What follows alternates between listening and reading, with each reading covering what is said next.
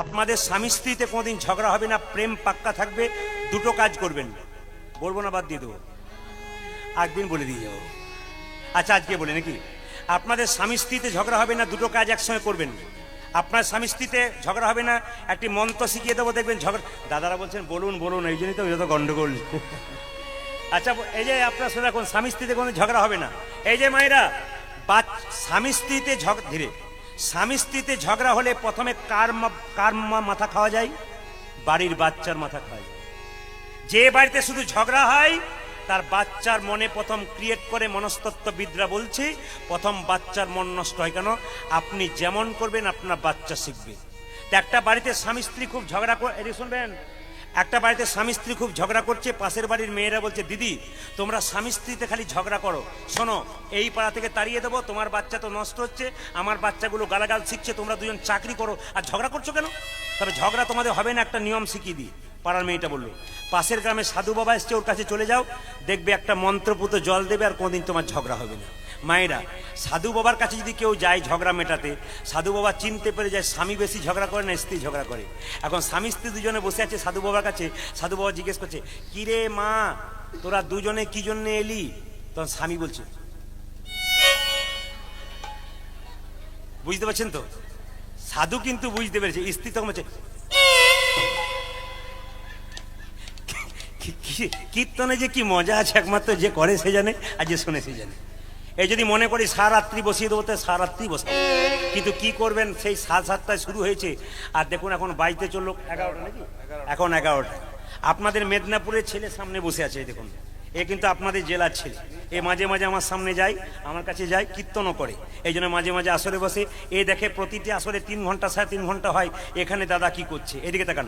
এখন যখনই সাধু বাবা দেখছে যে দুজনে ঝগড়া করছে, দেখলো কে বেশি ঝগড়া করছে, দেখছে স্বামী যদি 4টা বলছে, স্ত্রী 25টা বলছে, সাধু বাবা তখন বুদ্ধি দিল, মা ওকে জলটা খেতে হবে না, তুই খাবি। মেয়েটা বলছে আমি খাবো, বলে হ্যাঁ। এই দেখ ফুসফুস করে মন্ত্র পড়ে দিলাম, এ মা তোর স্বামী যখন 2-4টা বলতে শুরু করবে না, তখন জলটা তুই হাতে করে নিবি, মুখের ভেতরে ঢুকিয়ে নিবি, গিলবিও না ফেলবিও না। কিছু বুঝলেন? বুঝে গেছেন বোধহয় নাকি? এত হাসি কেন? বুঝে গেছে বোধহয়। বলছে জলটা নিবি, মুখে ঢোকাবি, গিলবিও না ফেলবিও না। তার মানে কি বুঝেছেন? এ সংসারে কোন স্বামী স্ত্রী সব, আচ্ছা এ সংসারে কোন দম্পতি সবচেয়ে সুখী বলুন তো? যার স্ত্রী বোবা, যার স্বামী কালা, তার কোনো নাই জ্বালা। এইদিকে আপনাদের স্বামী স্ত্রীতে কোনদিন ঝগড়া হবে না। ভাগবত কি বললো? দুটো কাজ একসঙ্গে করবেন। ভাগবতীয় কথা কি? দুটো কাজ একসঙ্গে, যেমন বাস্তব তার সঙ্গে ভাগবতীয় কথা আছে। কি বলছে? দুটো কাজ একসঙ্গে, কি? ভজন আর ভজন। স্বামী যদি বেলা 3টে আসে তাকে দেবেন, তারপর ভজন করবেন, প্রেম পাক্কা। আর যদি বলেন বিউটি পার্লার থেকে এলাম, ডিজাইন ভালো আছে, দরকার না আমি আগে খেয়ে নেবো, তাহলে গন্ডগোল আছে। আর ভজনটা কি? সন্ধ্যাবেলায় স্বামী স্ত্রী একসঙ্গে বসে ভগবানের ভজন। কাগজ নিয়ে আমার কাছে গিয়েছিল, বললো দাদা এই লাইনটা একটু পড়বেন। বললাম কি লাইন পড়বো? ওনার কথাটা মনে পড়ে গেল। কাগজে লিখেছেন সিঁদুর তো সবাই নেয়, কেমন করে নিতে হয় বলবেন? একটু বলে দিই ভজনটা করবার আগে। সিঁদুর নেবেন কোন আঙুলে? সিঁদুর নিতে হয় 2 আঙুলে, একটা এই আঙুল, একটা এই আঙুল। তর্জনী মানে কি? এতে আপনারা নেবেন, এই আঙুলে একবারই টানবেন, 2বার টানতে পারবেন না, ডিজাইন করতে গেলে গন্ডগোল আছে। এই জন্য লক্ষ্য করুন, যে যত ডিজাইন করবেন তত ডিজাইনে ঝগড়া হবে আর কি। তো লক্ষ্য করুন মায়েরা, এইদিকে তাকান। এই স্মৃতির সিঁদুর এখানে নেবেন একবার, এই আঙুলে নেবেন একবার। কেন? এই আঙুলে নিলে কি হয়? স্বামীর আয়ু লম্বা হয়। সিঁদুরের কৌটো থেকে যে সিঁদুরটা নেবেন, পাশের মেয়ে যদি বলে একটু সিঁদুর দে, আপনি দেবেন না, কেন? আপনার ভাগ্য তাকে নাকি দেওয়া হয়, শাস্ত্র বলছে। এই জন্যে ওকে নতুন কৌটো দেবেন, ওই কৌটো সিঁদুর দেবেন না। মায়েরা সিঁদুর কেন নেন? স্বামীর অমঙ্গলের জন্য। 2-4 জন বলে ফেলেছে স্বামীর অমঙ্গলের জন্য। আচ্ছা তার ফাঁকে বলে রাখি, সীতা দেবী সিঁদুর নিত, এরকম করে সিঁদুরটা নিচ্ছে। হনুমান পেছন থেকে বলছে মা সিঁদুর নিচ্ছ কেন? বলছে তোর বহুর একটু মঙ্গল হবে বলে। হনুমান কি করলো? সিঁদুর যখন সীতা এরকম নিচ্ছে, বলছে মা তুমি লম্বা নিচ্ছ কেন? সীতাজি বলছে ওরে হনু, এই জগতে যে মেয়ে যত লম্বা সিঁদুর নেই তার স্বামীর আয়ু তত লম্বা হয়। বলছে তাহলে খাটো যে নেই তে কি হবে? যাদের খাটো আছে তারা তাড়াতাড়ি মুখ বুঝছে, গন্ডগোল আছে বোধ হয়। খাটো যাদের নেই তারা কি হবে? সীতা তখন বললো এ মেয়ে, এই সংসারে যে মেয়ে যত খাটো নেবে তার অর্থাৎ স্বামীর আয়ু তত তাড়াতাড়ি খাটো হবে। এবার লক্ষ্য করুন, যে স্মৃতি থাকতে দেখবেন, কিছু মনে করবেন না, এখনকার সমাজে স্মৃতি থাকতে মেয়েরা স্মৃতির পাশে সিঁদুর নিচ্ছে। তার মানে কি, একদিকে স্বামীকে অপমান করছে, সিঁদুরটা স্মৃতির সাইডে দিয়েছিল না স্মৃতিতে দিয়েছিল, যেটা বলুন। স্মৃতি থাকতে যে সাইডে সিঁদুর নেবে তার সম্পর্ক তত সাইড হবার চান্স থাকবে। ওই জন্য আপনার সাইড করবেন না। হনুমান যখন এরকম করে সিঁদুর নিচ্ছে, সীতা যখন সিঁদুর নিচ্ছে, হনুমান কি করলো, সিঁদুরের কৌটোটাকে নিয়ে 50 হাত দূরে গিয়ে এদিকে তাকান, সিঁদুরের কৌটোটা গোটা শরীরে ঢেলে নিল। হনুমানকে বলছে সীতা, ওরে হনু, এই জন্য লোকে তো হনু বলে, তুই তো বোকা, আমি সিঁদুরে সিঁদুর নিচ্ছি প্রভুর একটু মঙ্গলের জন্যে, তুই গোটা শরীরটা শরীরে ছড়িয়ে নিলি সিঁদুরটা। হনুমান কেঁদে কেঁদে বলে, ওগো মা, প্রভু তুমি যদি একটু সিঁদুর না প্রভুর মঙ্গলের জন্যে, আমি গোটা সিঁদুরটা শরীরে ছড়িয়ে নিলে প্রভুর আমার কত না মঙ্গল হবে। এখানে তত্ত্ব মানে কি, রামচন্দ্রের দাস হলো কে, হনু। তত্ত্ব দেখুন, তত্ত্বের দিকে আসবেন। রামচন্দ্রের দাস হলো হনু, দাস হলো হনু, দাস হলো হনু। রামের কোথায় থাকে, পায়ে থাকে হনুমান। এখানে হনু কে বলুন তো, হনুমান এ ডাল ও ডাল, এ দালান ও দালান করে। আমাদের প্রত্যেকের কাছে হনু আছে, সেই হনু কি আমাদের মন। একবার কীর্তন শুনতে শুনতে মন বাড়ি যায়, একবার কীর্তন শুনতে শুনতে মন কালকে পুজোর কথা ভাবে, একবার কীর্তন শুনতে শুনতে মন ভাবে কালকে বাপের বাড়ি যাব, একবার কীর্তন শুনতে শুনতে মন ভাবে ঘরে গিয়ে ঘুমোবো। তাহলে মনটা হনু এই জায়গায় এই জায়গা ঘুরে বেড়ায়। এই মন রূপ হনুকে যদি আপনারা মনের দাস হয়ে যান, মন যা বলে তাই করবেন, তবে আপনি হেরে যাবেন। আপনি মনকে কি করতে হবে, মনকে দাস করতে হবে, নিজেকে রাজা হতে হবে। আপনি যেমন চালাবেন মন সেই রকমই চলবে। রাস্তাতে একটা পেয়ারা গাছে পেয়ারা ঝুলছে, মন বলছে পেয়ারা তুলে নে, কিন্তু আপনি যদি বলেন আমি না যাব না, দাস করব। রাম যেমন হনুকে দাস করেছিল, মনকে যদি আপনি চরণের দাস করতে পারেন, আপনার জীবন যুদ্ধে আপনি জয়ী হন। প্রেম আর গাইব না, এবার রাখি। রামনবমীর দিনে হনুমানের ছবি, ঝাড়খণ্ডে আমরা প্রচুর গান করি। রামনবমীর দিনে ওখানকার মেয়েরা কি করে জানেন, লাল পেরে শাড়ি নাই, একটা হাতে সিঁদুর নাই, একটা হাতে হনুমানজির পতাকা নাই। হনুমানজির মন্দির যেখানে আছে ওখানকার মেয়েরা কি করে, একবার 2000 মেয়েরা লাইন দিয়ে সিঁদুরের কৌটোটা নিয়ে যায় আর পতাকা নিয়ে যায়, নাচতে নাচতে এই গানটা গাইতে গাইতে হনুমানজির চরণে সিঁদুরটা দেয়। হনুমানের চরণে যে সিঁদুর দেয় তার সিঁদুর কিন্তু দীর্ঘায়ু হয়ে যায় মা। ওই জন্য আপনার আজকে ভজনটা আমার ভাইয়ের কাছে নিবেদন রইল, একবারে বাবু হয়ে মাথায় কাপড় দিয়ে, দাদা ভাইরা যারা যা নিয়েছেন মাথায়, একবারে চুপচাপ এতক্ষণ ধরে বসলেন, এই জায়গাটি সবাই লক্ষ্য করুন। আপনাদের কাছে নিবেদন রইল, বিল্লমঙ্গল অন্ধনয়নে যখন বিল্লমঙ্গল যখন চলে যাচ্ছে বৃন্দাবনের পথে, হঠাৎ একটা সুন্দরী রমণীকে দেখতে পেল। এ মায়েরা সবাই মাথায় কাপড় নিন, করে জোরে বসুন, কালকে সরস্বতী পুজোর দিন। আজকের দিনে পুণ্য লগ্নে আপনারা প্রভুর কাছে প্রার্থনা করুন, বিল্লমঙ্গল গোবিন্দ চরণ পাই। বিল্লমঙ্গল চলে যাচ্ছে কোথায়, বৃন্দাবনের পথে। যেতে যেতে হঠাৎ দেখতে পেল একটা সুন্দরী রমণী, তার নাম অহল্যা, কোনো ছেলে মেয়ে নাই, বণিকের স্ত্রী। মনে মনে ভাবলো, অহল্যা তুমি তো সুন্দরী রমণী, আমি তোমার পেছন পেছন যাব, তোমার বাড়িতে সেবা করব, দক্ষিণা স্বরূপ তোমাকে চেয়ে নেব। কয়লা হয় ময়লাহীন, আগুনে পোড়ালে ছাই, মানুষের হয় কৃষ্ণ ভক্তি যদি গুরু কৃপা পায়। মায়েরা, গুরু রুষ্ট হলে কৃষ্ণ রাখিবারে নারে, কৃষ্ণ রুষ্ট হলে গুরু রাখিবারে পারে। লক্ষ্য করুন মায়েরা, সবাই লক্ষ্য করুন, যে জায়গাতে ছিলাম, কয়লার ময়লা যায় না ধুলে, আর স্বভাব যায় না মূলে। বিল্লমঙ্গল মনে মনে ভাবলো, চিন্তা, তুমি আমায় ত্যাগ করলে কি হবে, তোমার চাইতে সুন্দরী রমণী আমি পেয়েছি।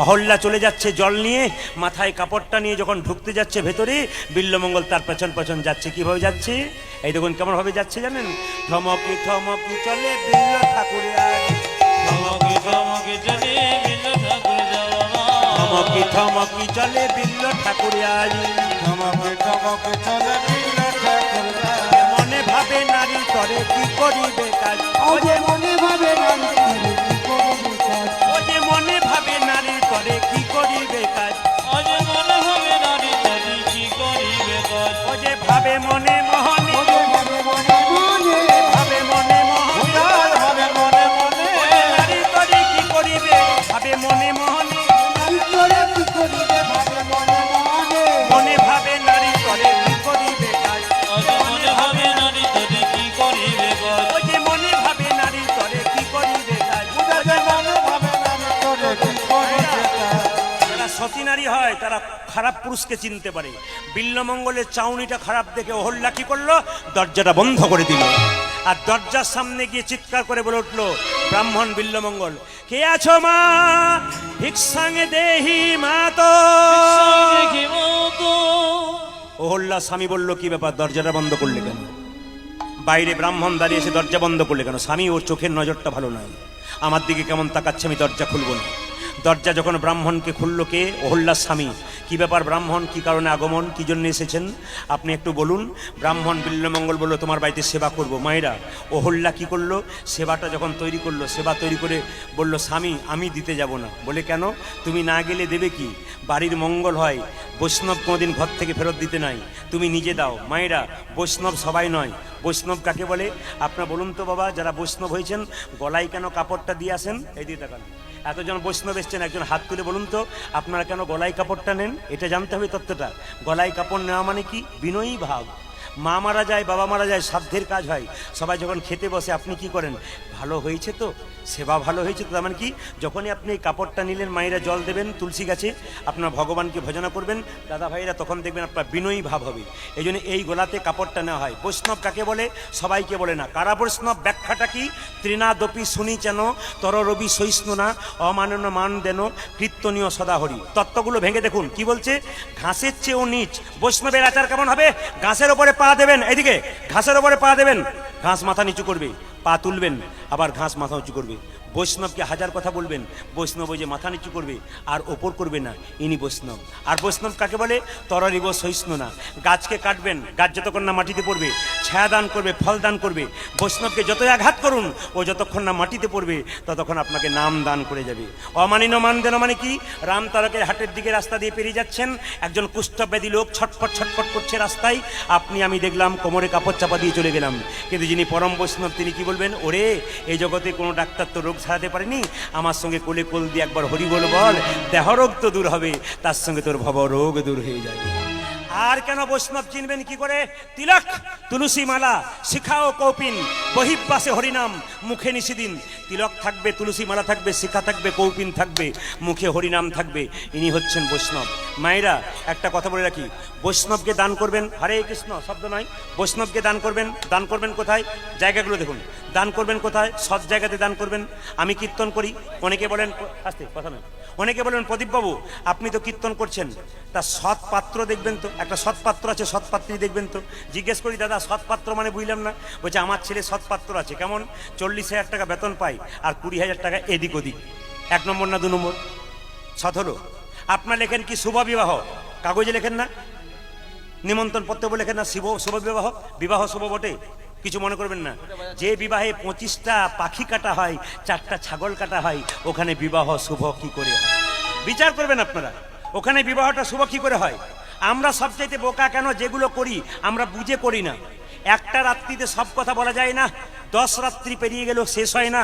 তত্ত্বের সম্ভার যদি ছাড়তে শুরু করা যায়, তত্ত্ব শেষ হবে না। ওই জন্য আপনাদেরকে আমি বলে যাই, মন দিয়ে শুনবেন, যে যেখানে বসে আছেন, দান করবেন কেমন?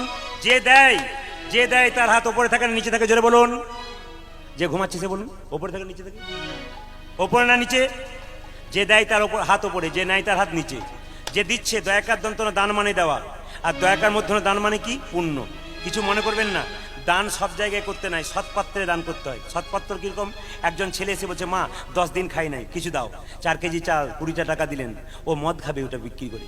কিন্তু কোনো বৈষ্ণবকে আপনি বলবেন, বৈষ্ণব বলবে মা ভিক্ষা দাও, আপনি 1 মুষ্টি চাল দেবেন, ও বাড়ি নিয়ে যাবে। বাড়ি নিয়ে গিয়ে কী করবেন জানেন? গোবিন্দের চরণে যখন প্রসাদ করে দেবে তখন বলবে, হে গোবিন্দ, এটা আমার নয়, যে দিয়েছে তার সারা পরিবারের যেন মঙ্গল হয়ে যায়। জায়গাগুলো ধরতে হবে, কোন জায়গায় দান দেবেন, যাকে তাকে দেবেন না। মেয়ের বিয়ে দিচ্ছেন, ছেলের বিয়ে দিচ্ছেন, খাওয়াচ্ছেন কাকে? ছেলের বিয়ে দিচ্ছেন, মেয়ের বিয়ে দিচ্ছেন, খাওয়াচ্ছেন কাকে? যে ভগবানকে দিয়ে খায় তাকে খাওয়াতে হয়। আর যে ভগবানকে দিয়ে খায় না, আপনার তাকে নিমন্ত্রণ করছেন না। না, যে ভগবানকে দিয়ে খায় না তাকেও খাওয়াবেন, আর যে দিয়ে খায় তাকে খাওয়াবেন। কেন বলুন তো? যে বৈষ্ণব ভগবানকে দিয়ে তারপর খায়, তাকে নিমন্ত্রণ করে খাওয়ান, তাহলে কি হবে বলুন তো? সে যখন আপনাকে প্রেজেন্টেশন দেবে কি বলবে? ওগো মা, তোমার মেয়ের বিয়েতে তোমার মেয়ের স্মৃতি সিঁদুর অক্ষয় থাক।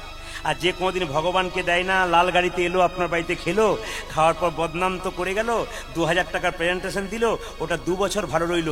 আর বৈষ্ণব যে প্রেজেন্টেশনটা দিল, ওটা নিতাই গৌর হরিবল বলে আপনার জীবনে সারা জীবন। তবে একটা কথা বলে রাখি, যেখানে দান করবেন, হরে কৃষ্ণ, মন দিয়ে শুনবেন, যে যেখানে বসে আছেন আপনার দান করবেন, কিন্তু খুব মন ভরে দান করবেন। কেন? কোনো জিনিস দান করলে, যেমন মন্দিরে আপনারা অনেকে ফ্যান দান করেন না, ফ্যান, আমাদের ওদেরকে ফ্যান দান করে, তো ফ্যানের নিচে একজন লিখেছে কি লিখেছে? রাজুবালা সরকার। বললাম হ্যাঁ রে, রাজুবালা লিখেছিস কেন? বলছে আমার মায়ের নাম রাজুবালা, রাজুবালার নামে ফ্যানটা দিলাম। ফ্যানও ঘুরছে, রাজুবালাও ঘুরছে। শেষে একদিন স্বপ্ন দেখছে ছেলেটা, মা তুমি কেমন আছো? বলে আমি ভালো নাই। বলে কেন? আমি খালি ঘুর ঘুর ঘুর ঘুর ঘুর ঘুর করে ঘুরছি। ওই জন্য আপনার ফ্যানের মধ্যে কোনো নাম দেবেন না।